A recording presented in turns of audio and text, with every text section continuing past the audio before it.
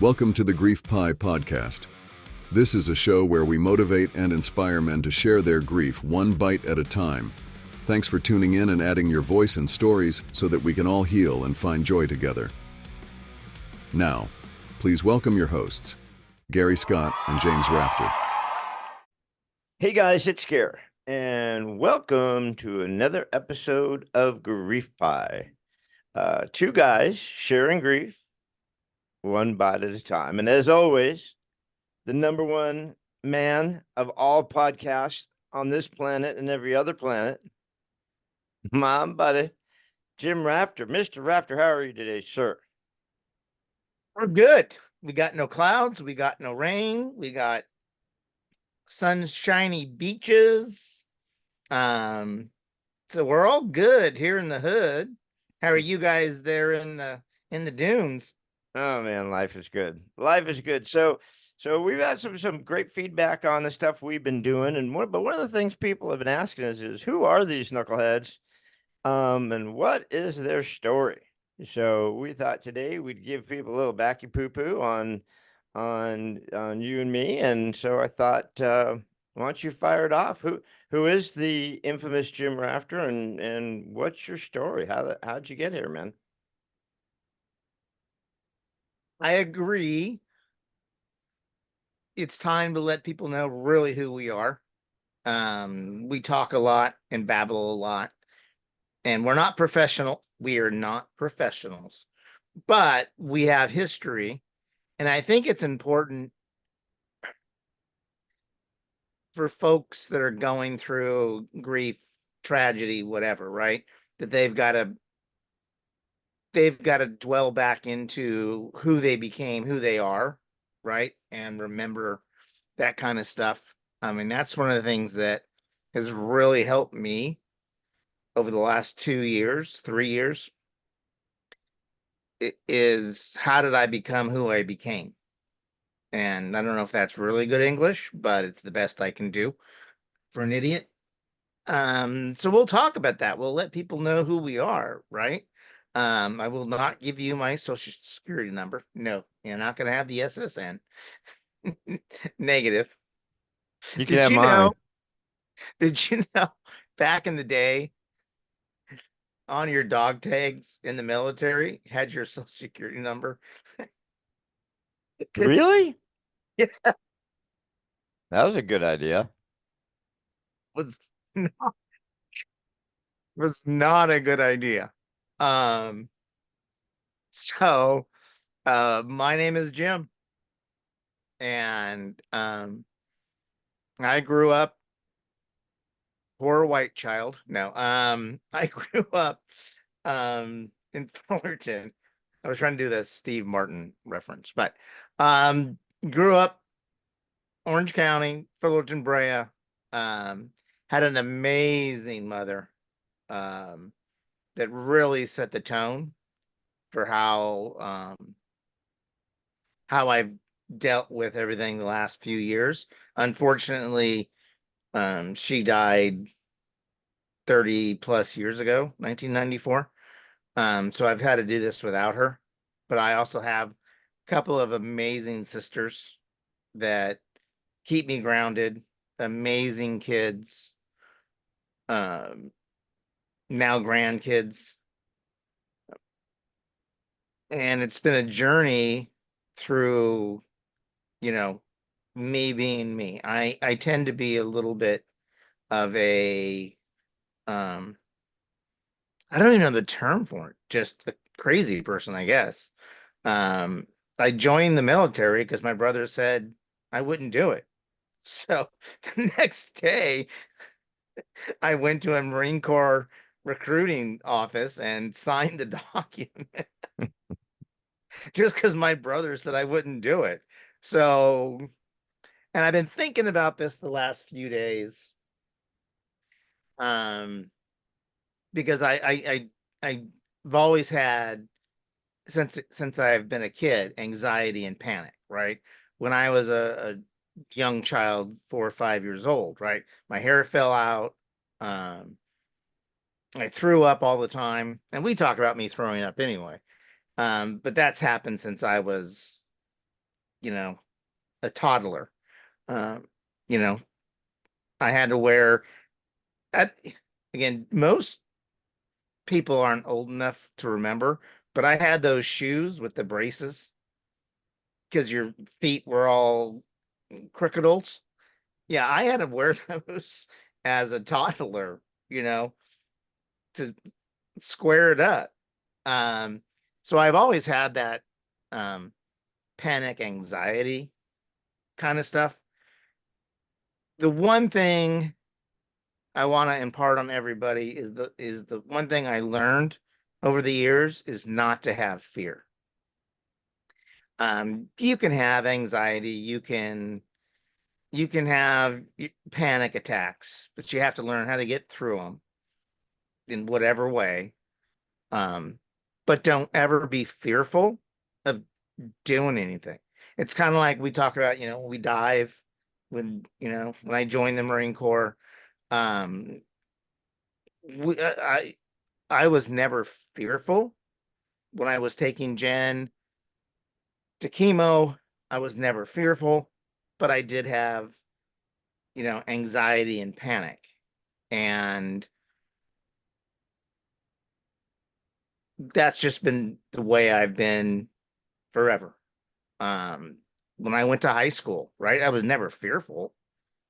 I just hated taking tests and anxiety with anyone having expectations, but I was never fearful of anything. Um, so I think our goal today is just a reminder for folks that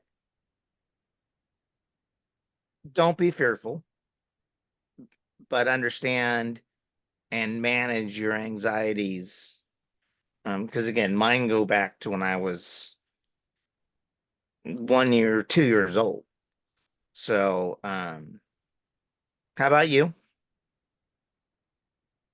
I got nothing. I had a quick question about your mom though, because your mom had cancer too, right? Yeah, my mom did die of a lung disease. Yes. And So, that was about the same time as my dad, something like that. oh yeah, I think they were probably neck and neck, right? 94. Yep. Yeah. July 11th, 1994. Yeah, my mom was on a lung transplant list through UCLA, and there were 3 or 4 famous people that got new lungs ahead of her, even though they were behind her on the list. Just stupid, dumb stuff, right?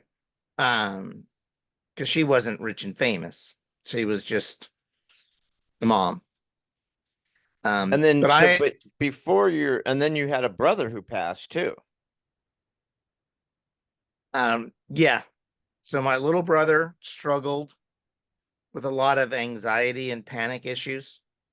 Um, and just got to a point where I just think he was doing too many prescription drugs and stuff.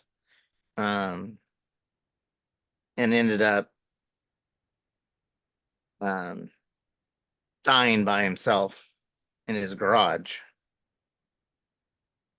Um, and I had to, and again, I was the one that went up and found him.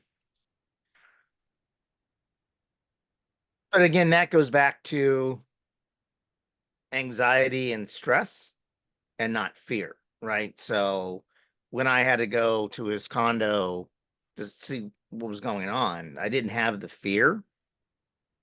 I had the anxiety, but I didn't have the fear. Um, and maybe this is more of a fear anxiety talk other than who we are. Um, I had an amazing upbringing and we'll give you a couple of fun stories if you want fun stories Of that course. kind of shaped how I got here. And maybe no one cares and maybe this never gets published. Um My first funny story is I was 5 years old, duck hunting with my dad. And I shit my pants in the duck blind. I got so mad because I'm put my pants in front of all his friends and clients, right? As we're, hunting duck. He's got to go wipe my ass and clean my pants. I think ducks like that though, don't they? Isn't that kind of like a duck call? Yeah, I was baiting. I was baiting them all. I I also have an amazing older brother. I think we're what, 6 years apart. Uh, I was lucky enough to have him, or he was lucky enough to have me, right? And he taught me some crazy stuff. So I'm like 14, 15 years old. I've got my first, $1,000 in the bank. You know, I've been working. And he's like, hey, we should buy a sand rail. And I don't know if y'all know what a sand rail is, right? It's like a dune buggy kind of thing. And he's like, it's $1,200. We'll just do 6 apiece, but then we'll need money to fix it up. So we do. And we had this stupid sand rail for a few years. And we would take it out to the desert, you know, riding, and do not tell any of the game wardens this story. Game wardens, turn this off right now. I don't know what the statute of limitations are, right? Probably over. You're probably okay on this one. I'm out there with my brother, my my brother-in-law, and it's, the middle of the night. We have the big lights, the big spotlights, and my brother-in-law is up on top of the rail on the roll cage, and with a 22, and we're hunting hares, jackrabbits, in the middle of the desert, midnight, with a 12 pack. That seems legit to me. I don't know if this is legal to even talk about this. And so one of my favorite stories ever is we got this rabbit coming towards us, and my brother-in-law is shooting at it, but as it keeps coming closer, he's like starting to hit the damn rail. And my brother is driving, trying to back the damn thing up. We talk about this all the time. So to that point that night, as that night got weirder, and this is how I get kind of to how I was trained to deal with a lot of anxiety and stress, but not fear, right? So I think, yeah, 15, 16. So there was a honky tonk in town, um, just outside of where we would camp. And they decide, they're older, right? They're 21, 22. So they decide they want to go to the honky tonk. Matter of fact, this honky tonk, I'm not going to give the name of it, but it was Garth Brooks' first concert in person event. Wow. Not that night, but it's gone now. They raised it, but so it was a pretty famous honky tonk for a while. So they want to go. So they hand me my shotgun, my shells, a cooler full of beer for fire, and say, we'll bring you back some ribs in a little bit. So I sit out there in the desert with a shotgun, drinking beer. What the hell I'm gonna do? And how old were you? Oh, I think I was officially 16 at the time, 15 or 16. I was not old. Gosh. I was, sophomore in high school, some crap like that. Seems like a Um, shotgun and a case, ice chest full of beer is pretty legit at 16. well, some people can handle it. It definitely shaped me. I'm no legal expert like the judge in New York, but I mean, I think that's legit. I don't know. So, So you had four siblings. You had two sisters and two brothers. yes, And now you have two sisters and one brother. yes, And you're really close with your sister, which is interesting. Are you close with both of them or just one of them? both. No, There you no, go. no. Wow. All of us are really close. Again, I work with my older brother on stuff. And we were always all five close, and that goes back to my mom just being being the anchor, right? Yeah. So, um, those are the things that shape us. I mean, you were And you were guys were raised pretty heavy Catholic. Is everybody in the family still faithful and followers? uh, my sisters are. Um, And you are. oh yeah, I am. Brother not so much, which is fine. And again, how this shapes us and again, part of what I'm trying to explain to people is how we define how we fight through this time and what I use as motivation to get through every day. And this is probably one of the biggest ones is I went to Catholic school, right? Um, and my mom was one of my teachers. So when you go through Catholic school, right, it's one group of kids from first to eighth grade. Like Yeah. it's like 35 people that you see and know all the time, right? And by seventh grade, I think, or eighth grade, my mom became a full-time teacher at the school.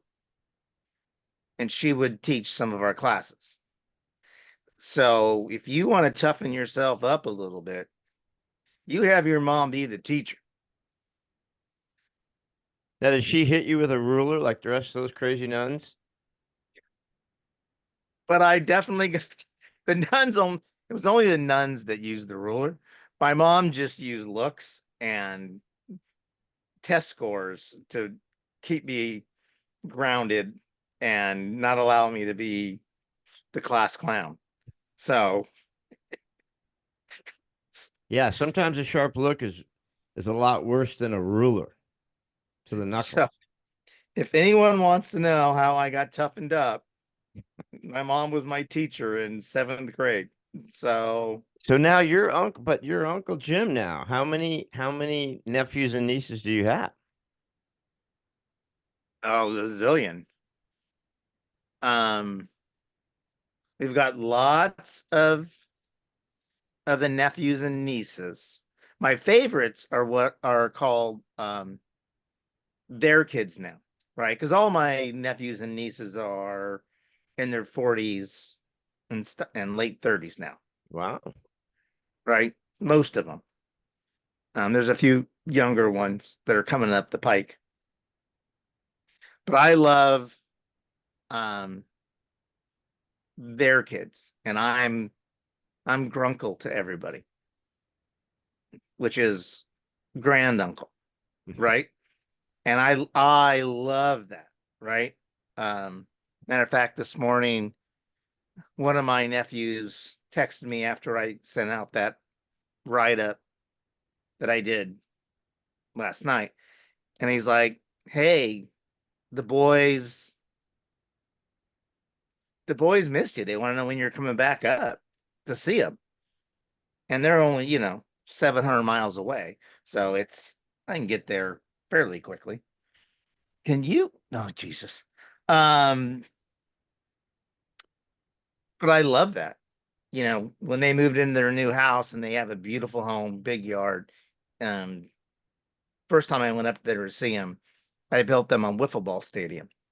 So I went to Walmart, Yeah. bought the bases, bought the bats, the balls, just having fun.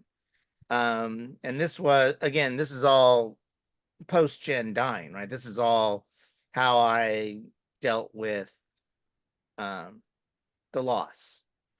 Because they also love Jen a lot, right? And they don't understand yet, I don't think, where she's at. But this was my own healing, was just I like to play. I love playing. It's what I do.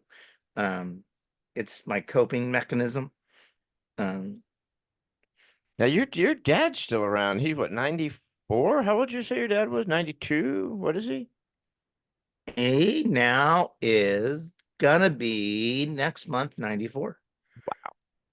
That's pretty good. Yeah, So you got to be still close golf. with your dad, right? He's been around. Oh, I'm very, very close with my dad. My dad has been great. Um, it was not always great. I used to take apart guns to see how they worked and then wouldn't put them back together. And he'd be like, "Why are there parts of all my guns on in the shed?" Like, well, I took it apart, Dad, because I want to see how it worked. I couldn't remember how to put it back together. It's a real art to that. I can't get it done either. I can't do it either. At least I Once I can't. got I can't do it. once I got into the Marine Corps, I learned how to do that. I figured out the M16 and I can do that, but Well, you give hopefully you me a put it back together when you're in the Marine Corps. I did, and then I had to actually shoot something without killing myself. So, So how many but nephews and nieces do you have? ah, okay, 4, 7, 11. Don't mess us up. They're gonna see No, this. I'm going through it. Okay, we'll work our way up. 3 and 2 is 5. I'm just going through siblings. 3 and 2 is 5. Then we get into another 5. So now we're at 10. Oh shit. So we're at 14. Wow. So how many family reunions have you had where everyone gets together? When my dad was a little more younger, we would do it every couple of years. Nice. We had some really, really fun times. My dad would put together some stuff. Now it just tends to be funerals and weddings that, bring us all together. And that's not Um, as fun. the weddings are fun, the funerals are not. Yeah. There's that. There's that. So we talked about when we met the girls, and that was a lot of fun. And but I think that were your folks separated when your mom passed? Yeah, my mom and dad had divorced when I was 18. So he had found someone else. Um, so they were gone. So that was always a tough subject. And one of the reasons I raced off to the Marine Corps and went overseas and never talked to anybody for a while. But she was alone, other than her kids. She never rehooked up, you know. She just made that decision that she wanted to she was not going to go that route again. Um, so those were tough times. Yeah. I mean, that kind And of, we're talking about what shapes us, and that kind of shapes you, that what helps you be that much more of a fighter in your marriage, right? I mean, my parents never divorced, and they should have either that or kill each other, one of the two. Um, so, staying together doesn't always make it a good marriage. And, but you were never divorced. I was never divorced. And I think sometimes divorce is tougher than death. I know a lot of people went through just the most brutal of divorces, and I'm just thinking, man, and then that person's still hanging around, and it was so wicked. It's tough on the kids, tough on everybody. First one, 100%. Thank you. Yeah, even as we fly our rocket ship into today, is that a lot of the relationships, all the relationships I'm kind of like working through, they are all divorcees, right? And they have a barrier, they have this fear. And I get it, I understand it, but um and I want to get that's another relationship issue, but um yeah, the divorce was hard. And I think if I had my brother here and we were interviewing him, because he was really young when all this went down, he would probably tell you that's really what pushed him into some of the stuff that um, caused his early demise, so to speak. Um, he struggled. He struggled from an early age um, with substance stuff. How much younger was he than you? He is 6 years, so I was 18, so he's 12 Wow. when the divorce happens. And then you know what happens with that, or some people might know, is there's the tug of war, right? Who can do more? Um, and he was right there in the middle of. He was the pawn, to use your expression. He was the pawn in the tug of war. Um, Me, I'm a middle child. In case anyone didn't understand that, I am the epitome of the middle child. So no one gave a shit about me. Um, it was just, you know, off on my own, doing my thing, right? So, for all the middle childs out there, call me, text me. I'll give you input on on how on how to deal with being ignored, being lost. Was your brother the youngest? Yeah, he was the baby. Oh yeah. Yeah. Yeah. Like I said, I mean, I don't have any. We just weren't going to get divorced, April and I. I have no experience with it except for clients. When people get divorced, one of the first things they do is talk about selling the house. So I've just been around so many of them in 33 years that it's tough. I mean, it's tough on everybody. A lot of times it's a good thing. Some of them are amicable. They're like, hey, not working out, love you, but I gotta go. We're meant for other people type of thing. When I see those, I'm always happy because those are good. But I know that could have been tough on you, and that probably is why you and Jen fought a little bit harder through the rough times. Number two, Thank you. 100%. Jen and I were both products of divorced parents. And she was fierce. She would never allow that to happen.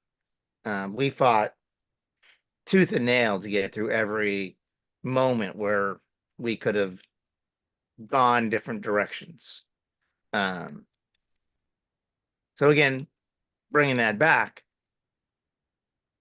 is that's one of those things that has helped me get through the last 3 years, is that we learned how to fight. I learned how to fight at a very young age. So I'll give you another fun story. So I told you I went to Catholic school, and to get to school, we would have to go down around through a park, past a public school, and we're wearing our white shirts and blue pants and brown shoes, and we may have had our 10 speeds and riding bikes at some point. But as we go through, as we would go through past the public school, they'd start making fun of us. Because again, we all looked the same. One day I just was done with these a-holes. So for some reason, I had a wrench or something in my bike. My weapon of choice was a crescent wrench. I took that out. I went after these guys and beat the fuck out of them. I'm like 9 years old, 10 years old. I don't know. It wasn't pretty. But again, those are things I go back and I dwell on, right? When I go to bed at night and I think how not to have fear. Those are the things I dwell on, are some of these memories. And not that I was a badass, but that I was just not going to give in to the fear, right? Just we we had so the same group of us as we got older, right? Now we're in high school. They all went on to a Catholic high school. I went on to a private high school, but we always stayed friends. And we do basketball at a local gym, on Friday nights. And the gyms would be habitated by characters of less moral commitment. And one night they just kind of started giving us crap. So I go after him, and at that point I was the biggest geek in the world, right? I had braces, I wore a head thingy, just I was not getting girls. So I had a lot of pent-up energy. So, Kind of like now. I just need to get the headgear back on and we'd be hooked up. But I'm 130 pounds wet. I'm the little fella, but I wasn't giving in. And that is the one thing that I remember from my childhood that I think I take into adulthood. I never had the fear. I went after him, man, into the parking lot, taking out their car as they're trying to get away from me. It was pretty funny. You're a badass, Mr. Braces and the brace guard. Anytime a guy with 130-pound-year-old, 16-year-old can with braces. Were you the guy saying, "Don't make me take my brace guard off. Do not make me take my brace guard off, dude. Seriously, We I were will." Like a it was badger, like a it freaking was wild badger. and again, we were in the hood, downtown Fullerton. Oh yeah, That's the hood. I know downtown Fullerton for Because sure. you For sure. grew up, you had some time in Fullerton. Yep. Yep. Yep. Yep. Yep. So when your mom and dad, before they parted, you guys had a good ride. I mean, that was a lot of kids. How'd they handle having 5 kids? It was very interesting because it was the 60s, 70s. So it was, the boys go with dad, the girls go with mom. There wasn't a lot of interaction. Um, my dad bought a 1972 four-wheel drive Suburban in 72. So it wasn't like it was, 90. No, it This was is brand nice. new. Yeah. Put on the big tires, and he would take us down Highway 1 through Baja, just fishing and camping, and Nice. learn. And yeah, we would just like head down Highway 1, find the road on the left.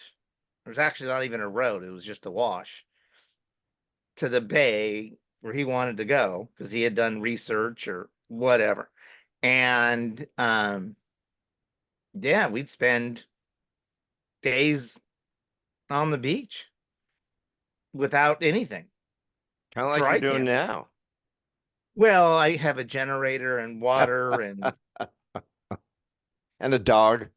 a dog. Well, he had a dog back then too. Yeah. So, but yeah, we would just take that thing down and go, you know, and live for a few days and fish on the beach. And that happened all the time. But that was only the guys, right? The girls were never allowed to go on that kind of stuff. So, but as we all got older, and that all kind of changed a little bit where we did more family stuff. Um, you know, and I know you like to snowboard and ski. I mean, we had a house in Mammoth. We had the house in Newport Beach. So I grew up with a lot of privilege and good things. Um, you want to hear how big of a dork I am? Yes. Because you know how I like movies, right? Yep. So I don't know. One year I get moccasins. Um, and not just moccasins, but they're the boot moccasins. I don't. No, we all had them because Cherokee Nation, Cherokee Pride, bro. When Billy Jack came out, we all got the Indian shit, dude. I was Oh, Billy Jack, bro. so I had my knives in my moccasins, Yeah. and we're up in Mammoth in the snow, and I'm playing Indian in the snow. My mom's like, "What the hell is wrong with you? You're an Well, hopefully the Warlock can edit that out to say Native American, so we don't get cards and letters. But um, I don't know. I think that we all did that growing up, didn't we? I mean, do that type of stupid shit. I would hope so. I mean, I'd go out into the middle of the desert with my moccasins hunting rattlesnakes, and So do you think that because like I've said, I mean you know your caretaking prowess was above and beyond, especially compared to 90% of people because you had to be so hands-on. So you think your ability to do that was from that crazy upbringing and from the Marine Corps and all that stuff? 100%. Yeah, without dwelling back on that and reliving that and accepting all the craziness that I had growing up, I would never have been able uh, to do what I did with my brother Jen. It it it defined me, still defines me, right? Because I'm the batshit crazy one in the family. Um, I don't have a filter because I don't need one. No one can change me. I'll never change. I have too many memories, too many fun stories, and we've only touched on a few. Oh my God, I've got more that would curl your toes. And that's even before I got to being 18 in the Marine Corps. Um, Yeah, we don't want to go but to, we yeah, don't, we're not telling any Marine Coast stories. We already got in trouble for that one. we're not going to Southeast Asia No, anytime soon. no, those are all, Um, all those get to stay in the lockbox with Al Gore. Al Gore's lockbox. to your point, yeah, without question. every one of those memories helped me get through all those challenges, you know, I had to do. And I'll go back and I'll say it again. I never had fear. I had anxiety and stress, but I never had fear because I'd done so many different things in life that nothing ever scares me to try. You know me, I will try anything. Well, I think, the reason we're doing this and the message I guess we want to get out to the guys and gals out there is just, you know, everybody has a childhood and everyone has an upbringing. That's what got us here. And for all of us, whether we were caretakers, caregivers, survivors, cancer patients ourselves, took care of moms, dads, spouses, whatever, sometimes you got to dig deep, right? When the shit's really in the pooper there. And these are the things that get you through. I mean, I know that there were many nights laying there with April that we would talk stuff like this through just to try to find some lightness somewhere. Like, remember that time you told me when you guys did that, or whatever, or even just with our own family. Remember when we took the kids to Paris, or remember when we did this, remember when we did that, So leaning on what built you as a human, help us got through the darkest times. Yes. Yes. And Jen and I would do the same thing, especially that first week or so when we were at PJ West after we found out, that she had no hope. And we'd be driving the golf cart around and talking about stuff. And then we'd drive up on the 13th hole and go, oh, remember when you had sex right there? Let's do it again. Yeah. Just laugh. And you find that funny moment, right? And Yeah. you bring up those times that made you tough and fun and funny. And I love doing that with her, just like you and April, right? Is the remember wins. And I know a lot of people hate the remember wins. I am a big fan of remember wins. I don't know about you. All day long. Yeah. All day long. I mean, why do you think I have pictures all over the house? And, I've got them all over my desk and I like to go back and reminisce about different stuff. I mean, I think, a lot of people say I dwell on stuff too much. But I don't care if they think I do or not. I mean, you know, those memories mean something to me. And you know, I spent half of my life with someone, more than half my life with someone, and we grew up together, she and I, and those memories mean something to me. And if anything, I mean, my childhood didn't mean crap. I mean, I think it's from the time I met April to the time she died were my best years as a human. Before that, there isn't really anything special to go to, So you you know. never did anything with your dad and mom or brothers? No camping, no Nope, sightseeing, nothing, nothing. nada. Couldn't give you Wow. one. So it all started with her, and that's why we did so much together. And then when we had the boys, that's why we made the conscious decision that, this is we circle these wagons. We're not going out to dinners. We're not going out to parties. We're not going out to clubs. We're not doing anything unless it can include the boys. And I know a lot of people gave a shit for that. They're like, oh, you guys should, do date nights and do your own thing. I go, our date nights with the boys, man. Card games, whatever. She had a huge family. Getting together with them to us was the greatest thing in the world. So yeah, I mean, my life started with her, and it ended with her for a little Right. while. So Um, were you guys big game people like Monopoly oh, and Clue and dude, bloodbath. Are you kidding? Monopoly. We're realtors. it's The it's boys, how I the boys still.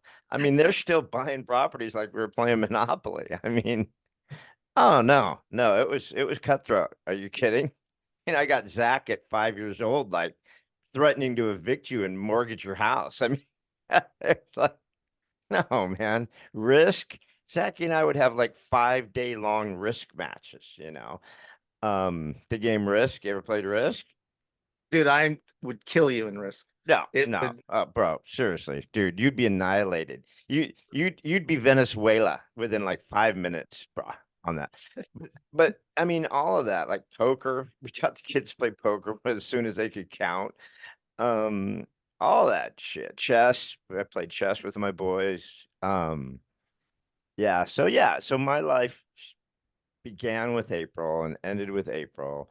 Um, and then, I'm fortunate to have a spouse now where we're like best friends. I mean, we do everything together. We talk about, we should probably get hobbies and outside friends. And then we're like, nah, because we do right. everything. Snowboard together, golf, workout, hike, scuba.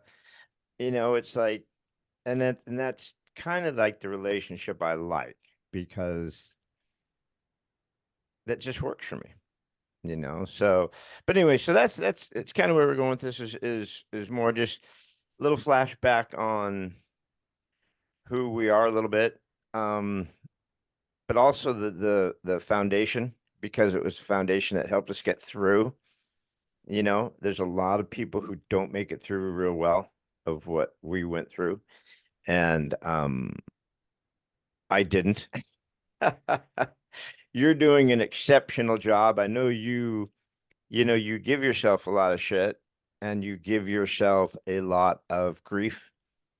Um, but if you saw what we saw, um, you'd be very impressed with yourself, my friend. You'd be very pleased with how well you're doing because it's a battle. Yeah, and I think I was no one's prepared, but I was well groomed um based on my upbringing. And again, I had an amazing upbringing. Um can't complain about it. I just draw from it every day, and when I get into that headspace of, maybe I'm heading to depression or something, then I can draw from that.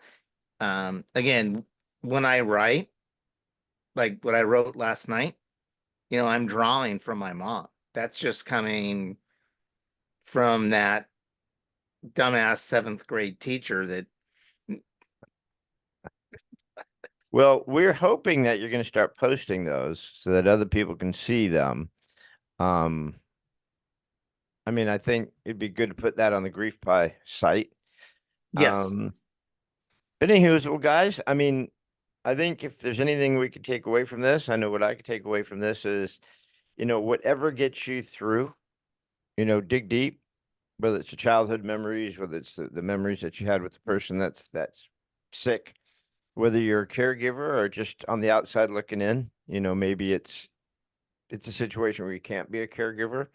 Not everybody is, not everyone is to extent Jim was, but yeah, don't you think, Jim? I mean, I think that's kind of where we're going with this. It's just, who you are as a person, what helps you get through what you went through, right? And Yeah, I love what's what going you to just help you said. get through all the way through it. Yeah, I love what you just said is delve deep, find that inner self to help you get through what you're going through. Um I think that's kind of where we wanted to go with this. Um Again, not everyone's gonna have my magical childhood, which wasn't actually totally magical, but I think of it as being magical. Not everyone's gonna have your abandoned shit show of a child. You got I was through so it. latchkey, there wasn't even a key. I'm sure there was a latch, but there wasn't even a key for it. That's how latchkey I was. I just like, but one of the greatest, I don't know what you'd call it, achievements, joys, happiness that ever happens in my life is when my kids say, Dad, we had the best childhood ever. My boys always like to remind me that, Dad, we just, whatever you're going through now and stuff, we just remember what you did for us, and what we had. And that means a lot to me that they had such a great upbringing, because April and I worked really hard at it because she had a shitty childhood too. So we wanted to make sure the kids had the absolute, they didn't get stuff. It had nothing to do with stuff. They weren't like spoiled with stuff. Shit, Zachy got all Christmas hand-me-downs. But when it came to family, it was all about, we were tight. And I think, that's helped them and helped me, moving forward. So, all right, brother, another good one. Any last parting shots before we, any more stories about killing poor defenseless little animals with the Native Americans?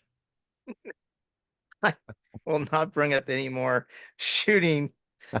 I do not want the state of California game wardens coming after You me, will so be we're not- hearing from the Fish and Game Department soon with I am back checking. penalties and fees for your permit that you forgot to get, just like they did to Trump. 30 years of penalties and I fees for your rabbit hunting wabbits. He was wabbits. I will tell you one last funny story. Sure. Grew up with one of my dad's best friends, son, and they were outdoorsy at a ranch. Not even going to tell you the state. And we go up and visit them. And he would shoot squirrels or chipmunks and then skin them and make fur coats for his sister's Barbie dolls.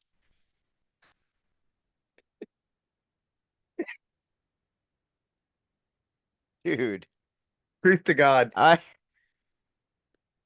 can hear banjos in the background for some reason. I, I don't know. Yeah, I was With hunting that, squirrels and made coats out of them. yeah. What is happening here?